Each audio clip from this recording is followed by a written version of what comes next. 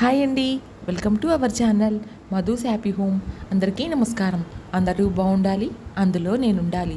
ఈరోజు నేను మీకు వినిపించబోతున్న కథ వివాహ బంధం.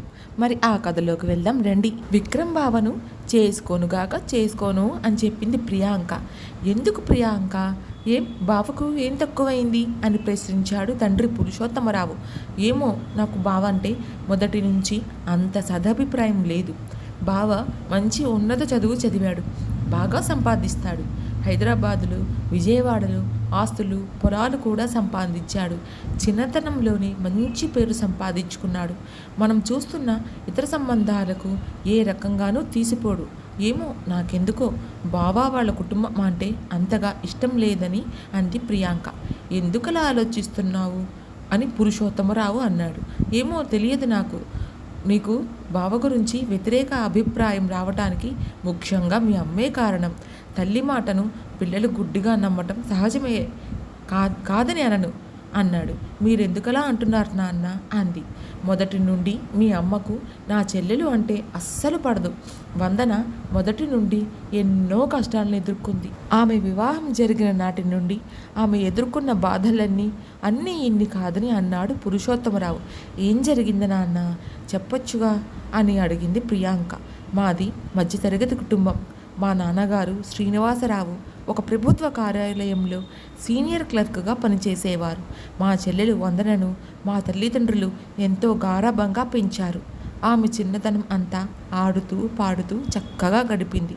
ఆటపాటలతో పాటు చదువులో కూడా మేటి. అందచందాలలో కుందనపు బొమ్మ. పోటీ పరీక్షలో మంచి ర్యాంకును సాధించి ఎంసీఏలో సీటు సాధించింది. మంచి ర్యాంకుతో ఎంసీఏలో ఉత్తీర్ణత పొందింది. ఆ రోజు మా నాన్న, వందన, మరి నీ చదువు పూర్తయింది కదా తల్లి, నీకు వివాహం చేయాలని మీ అమ్మ నేను అనుకుంటున్నాము. నీ అభిప్రాయం ఏంటి అని అడిగారు. నాన్న, మీరేమీ అనుకోనంటే నేను ఒక మాట చెప్పనా? మా క్లాస్మేట్ ఆనంద్ చాలా మంచివాడు, మన కులం వాడే. వాళ్ళ తల్లిదండ్రులను ఒక్కసారి కలిసి అడిగితే బాగుంటుంది. అంటే మీరిద్దరూ ప్రేమలో పడ్డారా అని సీరియస్గా అడిగారు మా నాన్న. అది ఏమీ లేదు నాన్న, అతనంటే మంచి అభిప్రాయం అంతే. సరే, నేను అతని తల్లిదండ్రుల గురించి వివరాలు తెలుసుకుంటాను అన్నాడు. అలా కొన్ని రోజులు గడిచాయి. వందన, ఆనంద్ వివరాలు కనుక్కున్నాను. అతని తండ్రి విజయవాడలో కన్యకా పరమేశ్వర గుడిలో ప్రధాన పూజారి, తల్లి గృహిణి. కానీ వారి కుటుంబం వైదిక బ్రాహ్మణ కుటుంబం. మనది నియోగి బ్రాహ్మణ కుటుంబం కదా. అయితే మన కుటుంబంతో వారి కుటుంబం సర్దుకుపోగలదా అనేదే ప్రశ్న.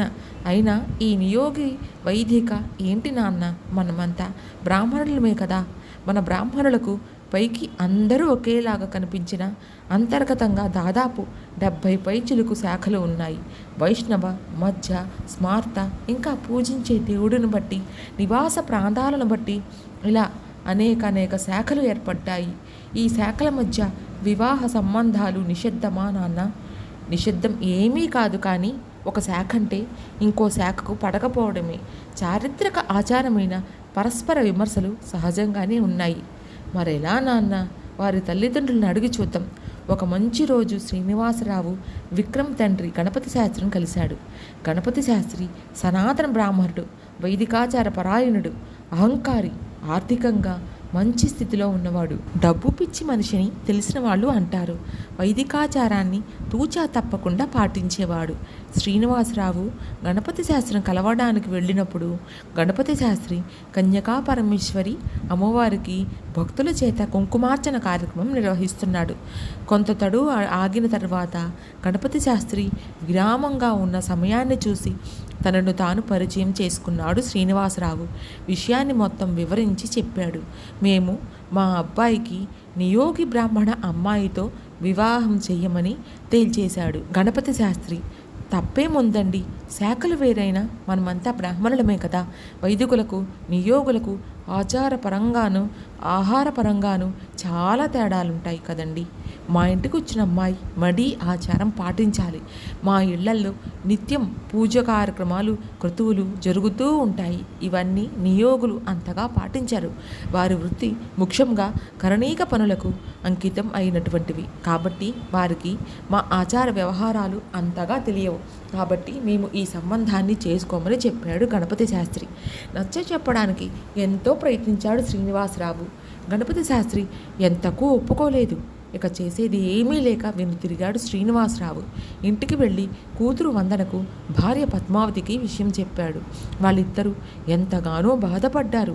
ఇంటికి వెళ్ళిన గణపతి శాస్త్రి కూడా శ్రీనివాసరావు తన వద్దకు వచ్చిన విషయం తన భార్య చంద్రకళకు కుమారుడు ఆనంద్కి చెప్పాడు. ఈ రోజుల్లో వైదిక నియోగి తేడాలు ఏంటి నాన్న? కులాంతర వివాహాలు జరుగుతున్న ఈ రోజుల్లో శాఖాంతర వ్యవహార గురించి పట్టింపు అవసరం లేదు కదా. అయినా మేమిద్దరం సాఫ్ట్వేర్ ఇంజనీరింగ్ చదివాము. నేను పురోహితం చేయడం కష్టం. అయినా నేను అమెరికా వెళ్తున్నాను కదా. ఇద్దరం కలిసి వృత్తిపరంగా కూడా చాలా సంతోషంగా ఉంటాము. అయినా నేను భవిష్యత్తులో కూడా పురోహిత వృత్తిని చేపట్టాలని అనుకోవడం లేదు. అదేంట్రా అలా అంటావు? తరతరాలుగా మన కుటుంబం పురోహిత వృత్తిలో ఎంతో పేరు సంపాదించుకుంది. మన వృత్తి ఎంతో పవిత్రమైనది. ఇక్కడ డబ్బు ప్రధానం కాదు. అది కాదు నాన్న. మీరు పాడుపడిన గుడిని మీ కృషితో ఎంతో అభివృద్ధి చేశారు. అంతవరకు ఎవరూ పట్టించుకొని వాళ్ళంతా గుడి మీద ఒక కమిటీ వేసి మమ్మల్ని ఒక నామమాత్రపు పూజారిగా మార్చారు. మనం గతం నుంచి ఎంతో కొంత కలిగిన వాళ్ళం కాబట్టి సరిపోయింది. లేకపోతే ఇతర పురోహితుల మాదిరిగానే మన పరిస్థితి కూడా ఉండేది కదా. అంతేకాదు, గుడికి రాజుల కాలం నుండి వచ్చిన భూములను అన్యాయంగా ఎవరి ఇష్టం వచ్చినట్లుగా వారు ఆక్రమించుకున్నారు. కోర్టుల చుట్టూ తిరుగుతూ మీరు మీ సొంత డబ్బును ఎంతగా ఖర్చు చేశారో అందరికీ తెలుసు. మళ్ళీ మేము కూడా ఈ పురోహిత వృత్తిని చేపట్టాలా అన్నాడు. సరే మీ ఇష్టం మరి అన్నాడు గణపతి శాస్త్రి. శ్రీనివాసరావుకు కబురు పంపించాడు గణపతి శాస్త్రి. మీరు మీ ఆలోచనలు మార్చుకున్నారా అని అడిగాడు శ్రీనివాసరావు. పిల్లల ఆలోచనలను బట్టి మనం కూడా మన ఆలోచనలను మార్చుకోక తప్పదు కదండి. కానీ మాదొక షరతు. వివాహం మేము నివాసం ఉంటున్న విజయవాడలోనే జరగాలి. అదేంటండి? వివాహం అమ్మాయి ఇంటి దగ్గర కదా జరగటం సంప్రదాయం కదా. మా ఊర్లో అయితే మాకు అనుకూలంగా ఉంటుంది. లేదు మేము కట్న కానుక విషయంలో ఎక్కువగా పట్టింపులు పెట్టుకోము. కానీ వివాహం మాత్రం విజయవాడలోనే జరగాలి అన్నారు. ఇంటికి వెళ్ళి భార్య అభిప్రాయం అడిగాడు శ్రీనివాసరావు. అమ్మాయి అబ్బాయి పరస్పరం ఇష్టపడుతున్నారు కదా, వివాహ స్థలం గురించి రాజీ పడదాం అని శ్రీనివాసరావు భార్య పద్మావతి అంది. వివాహ ముహూర్తం ఇంకా 3 నెలలు ఉంది. ముందుగా ఎంగేజ్మెంట్ చేద్దామని అన్నాడు శ్రీనివాసరావు. ఎంగేజ్మెంట్ హైదరాబాదులో చేద్దామని అన్నాడు. ఎంగేజ్మెంట్ తనకు ఉన్నంతలో ఘనంగా చేశాడు శ్రీనివాసరావు. హైదరాబాదులోని అభిరుచి మినీ ఫంక్షన్ హాల్లో ఎంగేజ్మెంట్ నిర్వహించాడు. మీ అమ్మాయిని వధీకులకు ఇస్తున్నారా అని శ్రీనివాసరావు బంధువులు, నియోగుల అమ్మాయిని చేసుకుంటున్నారా అని గణపతి శాస్త్రి బంధువులు అనడంతో ఇరువురు మనసులకి చివుక్కుమనిపించింది. వివాహ సమయం రానే వచ్చింది. విజయవాడలో ఒక ప్రముఖ కళ్యాణ మండపాన్ని బుక్ చేశాడు గణపతి శాస్త్రి. బావగారు, చాలా ఎక్కువ ఖర్చు అవుతుంది ఈ కళ్యాణ మండపానికి అని అన్నాడు శ్రీనివాసరావు ముఖం చిట్లించాడు. గణపతి శాస్త్రి, మా హోదాకు తగ్గినట్టుగా ఉండాలి కదా, ఇంకా ఎన్నో కళ్యాణ మండపాలున్నా మీకు ఇంకా ఎక్కువ ఖర్చు అవుతుందని ఈ కళ్యాణ మండపం తీసుకున్నాము అని అన్నాడు గణపతి శాస్త్రి. ఏమీ అనలేకపోయాడు శ్రీనివాసరావు. కట్నం తీసుకోలేదని మాటే కానీ లాంఛనాల పేరుతో భారీగానే వసూలు చేశారు. పెళ్ళికొడుకును తరఫున పైగా పెళ్ళికొడుకు తరఫు వాళ్ళు పెళ్ళికూతురు బంధువులను అంతగా పట్టించుకోలేదు. ఏదో మా వాడు ఇష్టపడ్డాడు కాబట్టి వివాహం చేసుకుంటున్నాం తప్ప మాకు ఏ రకంగా కూడా మీరు సరిజోడు కాదని అన్నట్లుగా వారు వ్యవహరించారు. నిజానికి శాఖాంతర వివాహాల్లో కూడా అనేక సమస్యలున్నాయి. ఇరువైపులా బంధువులు కలవడం చాలా అరుదుగా జరుగుతూ ఉంటుంది. మేమే ఎక్కువ అనే విధమైన మాటలు స్పర్ధలు తలెత్తుతూ ఉంటాయి.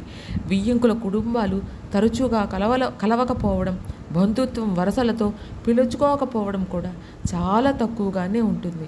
మీకు చాలా మంచి సంబంధం దొరికిందని అందరూ చురకలంటించారు. శ్రీనివాసరావుని బంధువులు ఇదంతా గమనించిన వందన, నా వల్లే కదా నీకు ఈ కష్టాలు వచ్చాయి నాన్న అని కన్నీరు పెట్టుకుంది. ఎలాగలా వివాహం పూర్తయింది. వందన అత్తగారింటికి వెళ్ళిపోయింది. కొన్ని రోజుల తర్వాత భర్తతో పాటు అమెరికాకు కూడా వెళ్ళిపోయింది. వివాహం అప్పు చాలా అయింది శ్రీనివాసరావుకి. అప్పు తీర్చడానికి మరింత అప్పు చేశాడు. శ్రీనివాసరావు కుమారుడు పురుషోత్తం కూడా తన తండ్రి అప్పు తీర్చడానికి నానా యాత్రలు పడ్డాడు. అప్పుడే కాపరానికి వచ్చిన పురుషోత్తమరావు భార్య వినీలకు ఈ వ్యవహారం అంత చికాకుగా అనిపించింది. వందన తమకు తగిన సంబంధం కాకుండా ఆర్థికంగా ఉన్న స్థాయి సంబంధం, అది సాగాంతర వివాహం కోరుకోవడం వలనే ఈ సమస్యలన్నీ ఉత్పన్నమయ్యాయని ఆమె భావన. పెళ్లిలో ఆ తర్వాత తమ బంధువులు అందరికీ దూరంగా ప్రత్యేక ఏర్పాటు చేసి భోజనాలు పెట్టడం గురించి ఆమె మనసు చివుక్కుమన్నది. తమతో పాటు వియ్యాల వారు భోజనాలు చెయ్యకపోవడం, దూరంగా మొసలటం ఆమెను బాధించింది. చుట్టపు చూపుగా లేదంటే ఏదైనా ఫంక్షన్లోనూ తమ బంధువులు తమ అత్తగారింటికి ఎప్పుడైనా వెళ్తే వారిని పెద్దగా పట్టించుకోకపోవడం, వారికి ఇంటి వరండాలోనే భోజనం పెట్టడం లాంటివి ఆమె మనసుకు చాలా బాధను కలిగించాయి. వందన పిన్ని కూతురు పల్లవి వందన ముఖం మీదే అనేసింది. మంచి సంబంధం కుదుర్చుకున్నారని వ్యంగ్యంగా. క్రమక్రమంగా వందన బంధువులు వందన ఇంటికి ఫంక్షన్స్కి కూడా రాకపోకలు మానేశారు. తన ఆడపడుచు వల్లే తన భర్త పురుషోత్తమరావు ఆర్థికంగా ఎదగలేకపోతున్నాడు అని అభిప్రాయం కూతురులో నాటింది. వందన తల్లి అలాగే సొనైన శ్రీనివాసరావు వాళ్ళ దగ్గర బంధువు. ఏదేమైనా వందన అత్తగారి బంధువులలో ఆమె మామూలు కుటుంబం నుంచి వచ్చినా తమకు తగిన సంబంధం కాదు అనుకున్నారు. వందనకు 2 మరుదులు, ఒక ఆడపడుచు. వారి పెళ్ళిళ్ళు వారి శాఖల్లోనే చేశారు. దీంతో వందనకు పాత బంధువులు, వారి అత్తగారి తరఫు ఎవ్వరూ లేకుండా పోయారు. మీరిక మడి ఆచారాలన్నీ మర్చిపోవలసిందేరా అబ్బాయి అని మామగారు పెళ్లినాడే ఈసడించారు. శాఖాంతర వివాహం చేసుకున్నాడు ఆనందం, కులాంతర వివాహం చేసుకోలేదు, అది చాలు అని అంది కామాక్షి. మామగారి తోడుకోడలం మేం మరీ ఆచారహీనులం ఏమీ కాదు అనాలనుకుంది వందన. కానీ అనలేకపోయింది. కామాక్షమ్మ ఆనంద్ మేనత్త. వందనకు కొంతకాలం తర్వాత తెలిసింది కామాక్షమ్మ తన కూతురు భవానీని ఆనందకిచ్చి వివాహం చెయ్యాలనుకుందుట. ఏ ఫంక్షన్ జరిగినా మీ వియ్యపు వారి చుట్టాలు చాలామంది వచ్చినట్లున్నారే అని చురకలు విసిరేది కామాక్షమ్మ. భవానీని వివాహం చేసుకోకుండా నన్నెందుకు చేసుకున్నావు అని అంది వందన ఒక సమయంలో ఆనంద్తో. మేనరకపు వివాహం నాకు అస్సలు ఇష్టం లేదు, అందుకే అని అన్నాడు ఆనంద్. ఈ మేనరకపు వివాహం చేసుకుంటే ఒక బాధ, చేసుకోకపోతే ఇంకొక బాధ అని అన్నాడు ఆనంద్. కుటుంబ ఫంక్షన్ తదితరాలలో ఎప్పుడూ కలిసిన భవానీ తనతో ఎప్పుడు మాట్లాడకపోవడం, దూరంగా మొసలటం వందన గుర్తించింది. ఏం చేస్తాం అని మనసులోనే అనుకుంది. ఇక ఆనంద్ ఏ విషయంలో కూడా తండ్రి మాటను జవతాటడు. తాను వందన సంపాదించిన డబ్బు తమ ఖర్చులకు పోను మిగిలిందంతా తండ్రికి పంపేవాడు. ఆ డబ్బుతో విజయవాడలో అనేక ఆస్తులు సంపాదించాడు గణపతి శాస్త్రి. భూములు ధరలు బాగా పెరగటం వల్ల వారి ఆస్తుల విలువలు కూడా బాగా పెరిగాయి. వందన కూడా అత్తవారింటి ఆచార వ్యవహారాలను, మడి ఆచారం తదితరాలు నేర్చుకుని మాస శివరాత్రి నుండి మొదలుకొని మహాశివరాత్రి వరకు అన్ని ఆచారాలను, పండుగలను పాటించి అందరి నోళ్లు మూయించింది. మంత్రాలను, భజనలను కంఠస్థం పట్టే స్థాయికి చేరుకుంది. కాలక్రమంలో అమెరికాలో వచ్చిన మార్పుల వలన ఆనంద్ వందనలు తమ ఉద్యోగాలు కోల్పోయారు. భర్త తన 2 పిల్లలతో ఆమె ఇండియా తిరిగి వచ్చింది. తమ ఆస్తి తమకివ్వాలని వారు గణపతి శాస్త్రిని కోరారు. వందన మామగారు ఆస్తులను సరిగ్గా లెక్క చూపలేదు. చాలా ఆస్తులను దోచేశాడు. అదేంటి మామగారు, మా సంపాదన మాకు ఇవ్వండి అని నిలదీసింది వందన. మీరు మాకు పంపింది చాలా తక్కువ. నేను తెలివితేటలతో ఆస్తిని పెంచాను. ఎక్కువగా మాట్లాడితే ఇది కూడా ఇవ్వనని గణపతి శాస్త్రి అన్నాడు.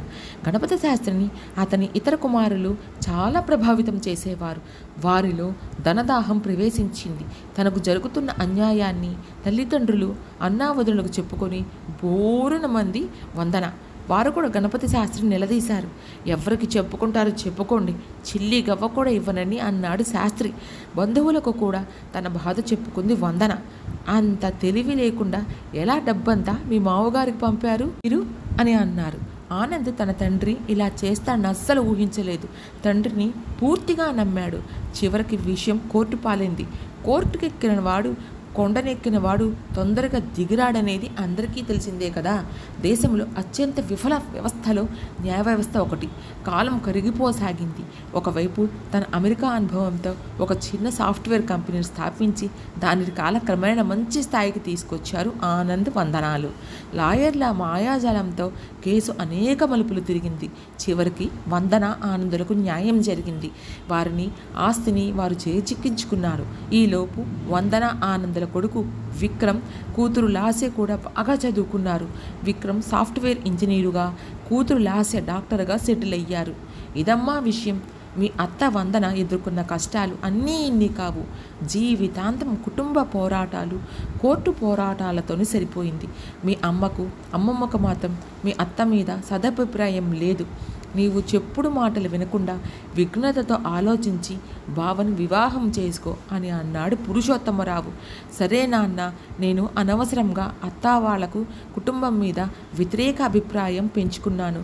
మీరు అత్తతో మాట్లాడి బావతో మా పెళ్లి ఏర్పాటు చేయండి అని సిగ్గుపడుతూ చెప్పింది ప్రియాంక.